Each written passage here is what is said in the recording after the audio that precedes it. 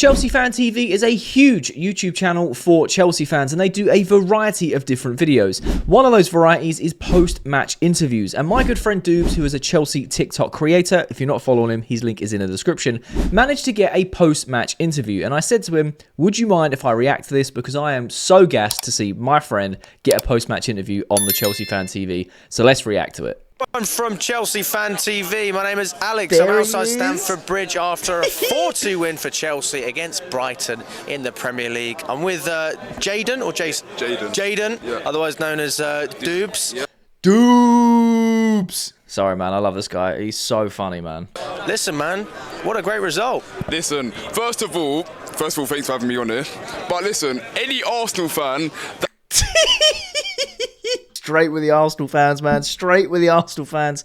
DOOBZ, where is this going, mate? That dares to speak of Bukayo Saka and Cole Palmer in the same sentence. Listen, I want problems. Because another 4-goal performance. Like, he's doing it for fun. Like, Matt mentioned it. Like, he scored 4 goals. We're not even talking about that. It's just casual. Like, he just scored goals for fun in the first half as well. The first player in the Premier League to do it.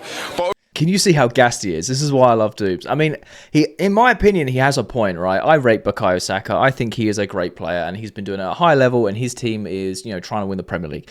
Cole Palmer is an absolute freak of nature, and we can see that. Scoring 4 goals in a Premier League half, the first player to ever do it, and he just brushes it off. Like, he could have had 5 or 6.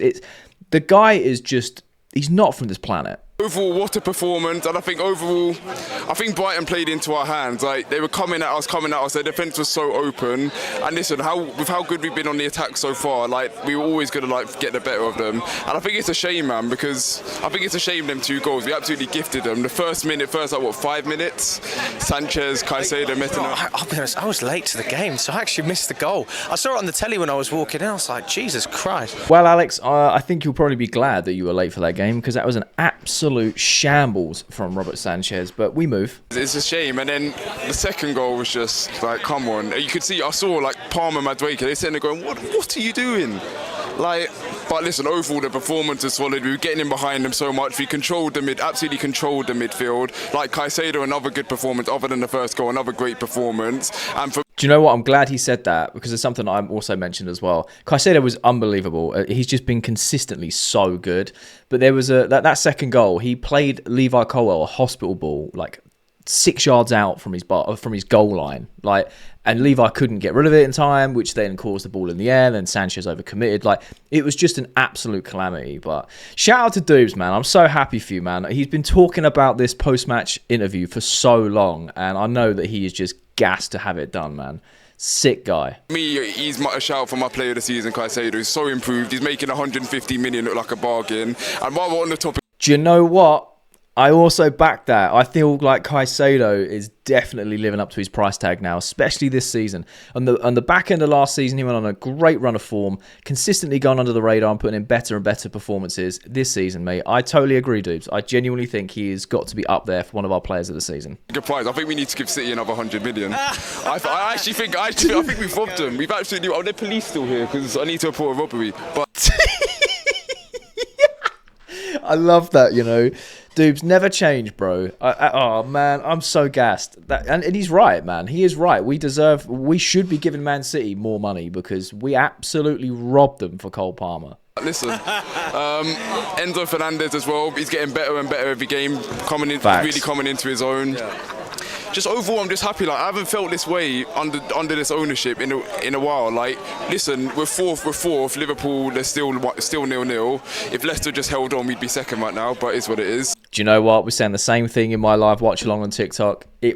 And even though, you know, this is a few days old now, and we're, you know, going into the next week, and all the Premier League games are done, we are still, I think we're fourth because of how results went. Like, just to be in and around these teams right now at this stage of the season is such a stark difference to last season, man. So DOOBZ is feeling what every Chelsea fan is feeling right now, and we are well within our right to feel it. Like, I'm not going to sit here and go title charge. I think it's a bit too early, but top 4, like, it's looking in our hands. I am so glad you said that, bro, because the amount of people that have... I'm all for getting excited. I'm all for, you know, being emotional in the moment, but so many fans have been like, yeah, title challenges. Look, if we're top 3 by Christmas, it's a different conversation. But as of right now, top 4 looks more than achievable with the way we're playing. Like, when have we sat here, in 2 years, when have we sat here and been this comfortable watching Chelsea? We're actually excited to watch us again. We're not going into the game thinking, oh, are we going to drop points? We're most likely going to lose. We're going into the going, we're going to score 3-4 goals. Like, I predicted 2-1. Like, we scored 4 goals today. It's amazing. Honestly, like, our attack is frightening. I really don't know if there is a better attack in the league currently. I mean, right now, we've outscored every team in the Premier League. That's just a crazy statement to make with a Chelsea side that's been so inconsistent the last few years. Unbelievable, man. A great assessment as well. I mean, I agree with a lot of what you're saying. I mean, in terms of the goalkeeping situation, I mean, that's really the problem when it comes to the goals. I don't think it was the defensive cock-up, although maybe I'll have to re-watch it.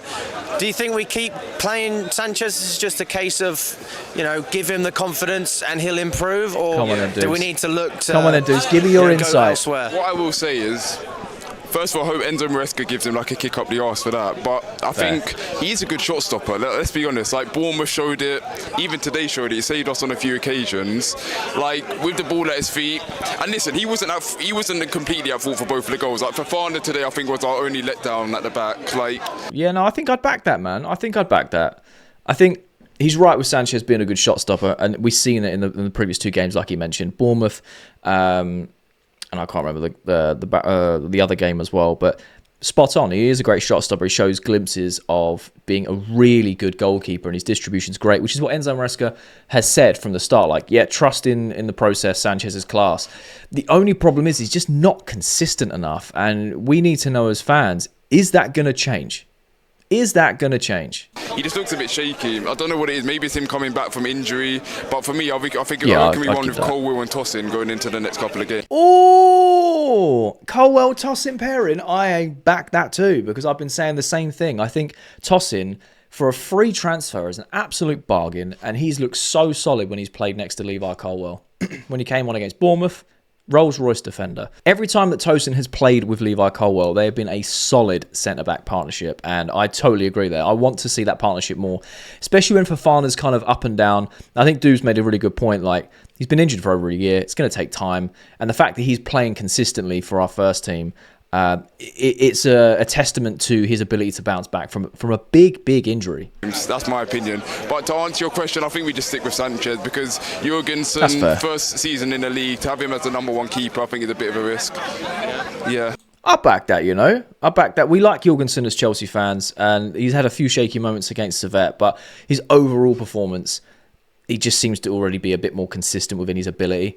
But I think DOOBZ makes a good point there. Maybe next season he could be pushing, or maybe even latter stages of this season as it goes on with the cup runs and any injuries and things. We could see Jorgensen a little bit later in the season. But I agree with that, DOOBZ. Yeah, I don't know why the hell we sign all these goalkeepers and then we loan Petrovic out to Strasbourg. I never understood that. I didn't think Petrovic was bad last season. I don't think he really set a foot wrong. I think we were conceding goals, but that was more in the defence. Like, we weren't as solid defensively as we have been so far this season. It was a weird situation, but Sanchez, I do think he can properly come into form, and I just hope these little mistakes are one-offs. I hope we don't see it against Forest, and we definitely can't see it against Anfield, because it's going to cost us. Massive points there. If we can shore ourselves up against Nottingham Forest, go into the international break unbeaten, come back and to play Liverpool at Anfield, I genuinely feel like we have a very good opportunity to take it to Liverpool and maybe get some points, a draw or a win. We could get turned over. With the type of football we're playing, we get caught out of the back, we get punished. We're seeing this time and time again. What's really saved us is obviously Cole Palmer's excellence, but also just our attacking threat of we'll just score more goals than you. So hopefully as the season goes on, we can become a bit more defensively solid. We've seen that we can do it, especially away from home. We've had 2 clean sheets back to back, so it is possible with this current squad. Also, the Petrovic thing, I'm in the same boat, really. I don't understand why we loaned him out.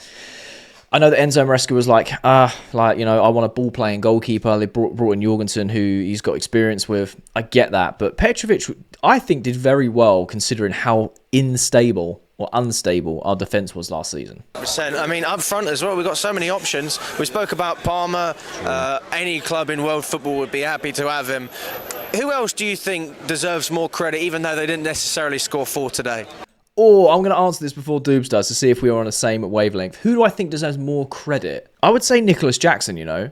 I know he's one of the most overhated players from rival fans. I understand that, right? But when you actually watch him, he's so good at driving the ball forward in transitions. He's hold-up play, he's passing. Yes, we know his finishing isn't great. It's very inconsistent. But it has improved since last season already with the goals and assists he's already got. And he played very well against Brighton. He was unlucky to not score because of all the work he put in. And he basically made that front four click. So I'm going to go with Nicholas Jackson. Let's see what DOOBZ says. Jackson. Yeah. I was just about to go on to him. Like, yes! Listen, he missed chances No way!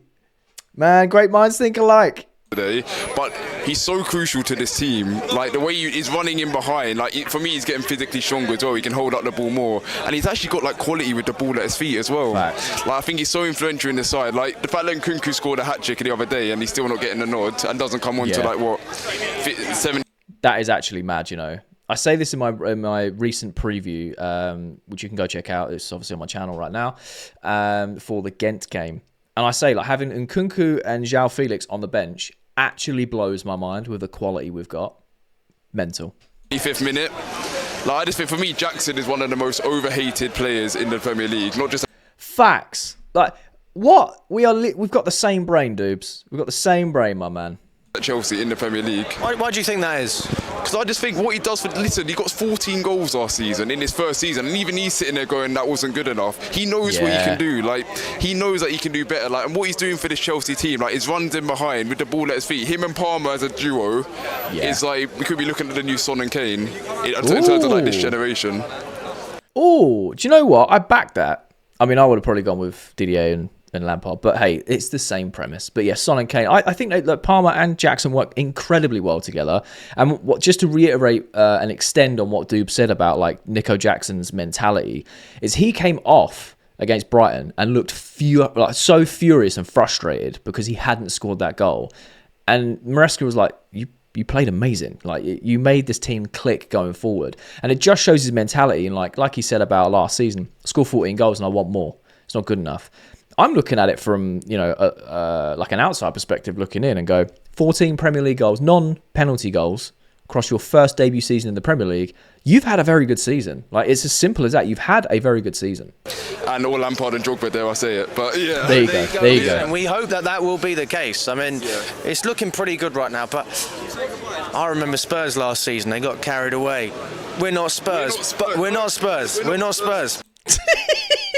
That's right. We're not Spurs, Alex. We are not Spurs.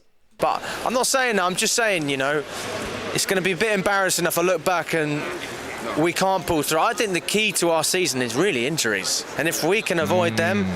That's a very good point. That is a massive difference between last year and this year, is the amount of people that are staying fit and how we're managing their minutes with our squad depth. Then we're going to be right up there. Touch wood, we've been fortunate with injuries so far. Like, the only players we've had, Reece James, like, it's not a medical team thing. It's Reece James at this point. Facts. And yeah, as sad as it is, might as well just forget about him right now as fans, because like trying to pray and hope that he comes back quicker and quicker, it's just not going to happen. We just need to leave him to do his thing, and hopefully he's not rushed back. Lavia, we know he has a couple of problems with injuries, and Gusto, he's back now. He looks like he's getting into full fitness. Yes. You mentioned Spurs there. First of all, we're not Spurs. But I do... I love that. First of all, we're not Spurs, mate. All right? Shh.